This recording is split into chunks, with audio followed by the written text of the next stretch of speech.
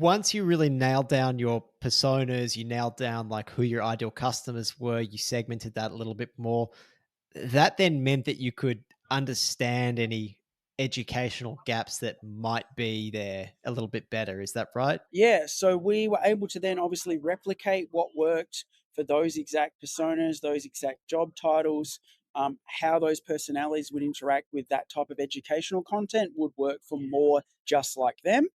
And then we would just rinse repeat. And a key part of that was what you call permission based creative, which is if you're looking at like the buying journey and the typical information a buyer might need from going like unaware that they even have a problem to being led to the logical conclusion that you're the perfect solution for them.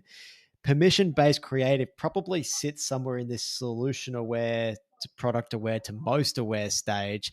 Adam, can you give us an example of like what permission based creative is, or maybe how you first came about it? Yeah. So what we realized, George, is that type of creative from working back from those bid contracts and what worked in terms of that in the feedback loops from the known objections. What we formulated without noticing at the time was the educational content blend with known objections, and then with the delivery mechanism to deliver to those types of personas.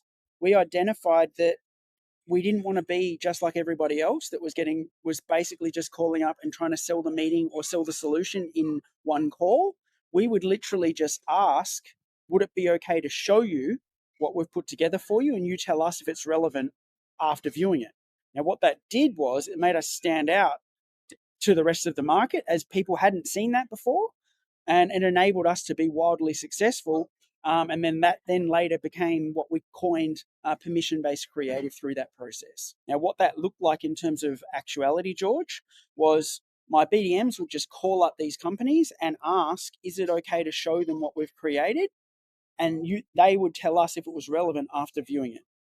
That enabled us to speak to a wider portion of the market, supply them with educational content, and show them where it's going to get them, and in a less abrasive manner, enabled us to succeed. So, Adam, you were able then to create specific pieces of creative that spoke to specific problems because you had really narrowed that ICP. It meant that you understood their buying journey and the questions that we're going to have at each stage.